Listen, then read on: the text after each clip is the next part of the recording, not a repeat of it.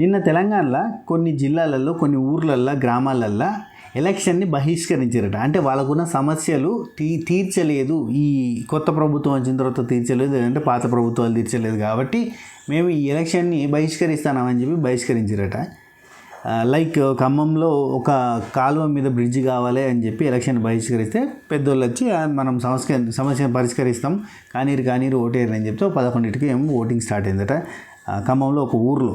అది అట్నే నాగర్ కర్నూలులో కూడా లైక్ రోడ్లు, తాగునీరు, కరెంటు అనే ప్రాబ్లం ఉంది అని అంటే కరెంటు తీగల్ని కొన్ని సెట్ చేసేసి కరెంట్ వచ్చేలాగా చేస్తే వాళ్ళు వచ్చి అంటే కరెంటుకి ప్రాబ్లం లేకుండా చేస్తామని చెప్పి హామీ ఇస్తే వచ్చి ఓట్లు వేసిరంట. అది కూడా 11 తర్వాతనే మళ్ళీ ఓటింగ్ స్టార్ట్ అయింది. నాగర్ కర్నూలులో ఒక గుట్టను తవ్వుతున్న పలుగురాళ్ళ తవ్వకాలని ఆపేయాలి మా ఊర్లో అని మైలారం అనే గ్రామంలో వాళ్ళు కూడా ఆపేయకపోతే మేము రామని చెప్తే ఆఖరికి వాళ్ళని బతిలాడితే ఒక 6 మాత్రం ఓటేసారంట. మొత్తం ఒక పోలింగ్ బూత్ నెంబర్ 179లో 783 ఓట్లలో 6 మాత్రం ఓటేసారట.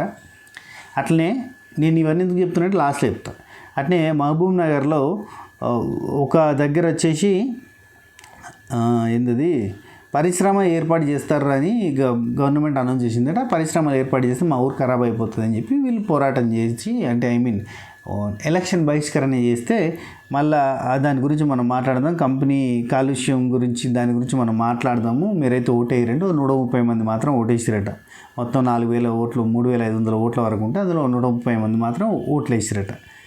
సో ఇంకా నిజామాబాద్లో కూడా సేమ్ ఇట్లాంటిది ఒక సిచ్యువేషన్ జరిగింది.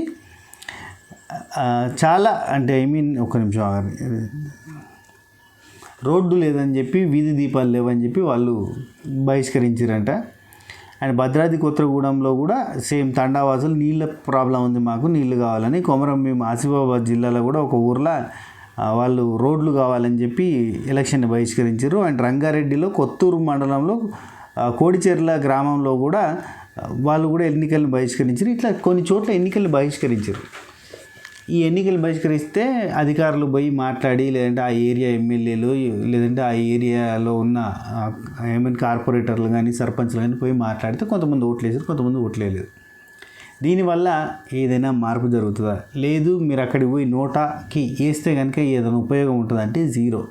దీనివల్ల ఏం ఉపయోగం ఉండదు. మీరు ఎలక్షన్ని బహిష్కరిస్తే 6 ఓట్లు పడ్డాయి అనుకుందాం, ఆ నియోజకవర్గంలోనో లేదంటే ఆ ప్లేస్లో 6 ఓట్లు పడ్డాయి అనుకో, 6 ఓట్లలో 4 ఓట్లు ఎవరికి పడితే వాళ్ళే విన్నరు, గంతకు మించి ఇంకేం లేదు. దానివల్ల ఉపయోగం ఉండదు.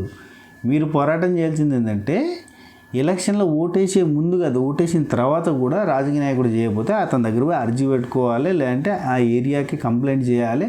ఆ మండల ఆఫీస్లో, ఆ మున్సిపల్ ఆఫీస్లో లేదంటే ఆ ఏరియాకి పోయి కంప్లైంట్ చేసి మార్చుకోవాలి తప్ప మనం ఏంది ఎలక్షన్స్లోనే మనం పార్టిసిపేట్ చేయమంటే దానివల్ల ఏ ఉపయోగం ఉండదు. ఆ పెద్ద మనుషులు ఎలక్షన్ అధికారులు కావచ్చు లేదంటే ఆ ఏరియా పొలిటీషియన్స్ కావచ్చు వచ్చి సాల్వ్ చేస్తాం రారి ఓటేయరు అని చెప్తే మీరు పోయి ఓటేసారు అనుకోరు, 11కో 12కో వచ్చారు ఓటేసారు, 6 దాకా ఓట్లు వేసారు అనుకుందాం. దానివల్ల నెక్స్ట్ ఒక నెల రోజుల తర్వాత మళ్ళీ ఆ ప్రాబ్లం అట్లనే ఉంటే అన్న ఆ రోజు సాల్వ్ చేస్తాను కానీ ఏమైందన్నా అని మళ్ళీ అవుతుంది తప్ప అంతకుమించి ఇంకేం ఉండదు. నువ్వేదో పొడి చేసినా పీకేసినా నేను ఎలక్షన్ని బహిష్కరించిన అని అనుకుంటే దానివల్ల ఉపయోగం ఏంటిది?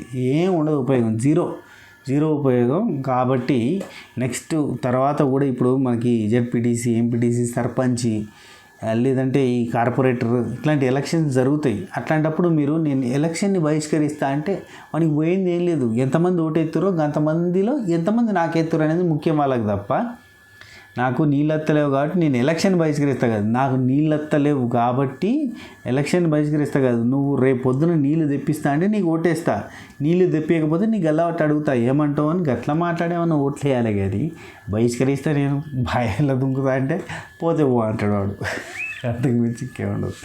సో అది మ్యాటర్. ఇది నేను పేపర్లో కొన్ని పేపర్లో చూసినవి కూడా మీకు జస్ట్ చెప్తున్నా. సరే, ఎలక్షన్స్ అయితే మొత్తానికి అయిపోయినాయి. మరి తెలంగాణలో ఎంపీ సీట్లలో ఎవరికి ఎన్ని ఎంపీ సీట్లు వస్తాయని మీరు అనుకుంటారో కింద కామెంట్ చేయండి. ఉంటా, take care, Tata, by by, నమస్తే, కలుద్దాం.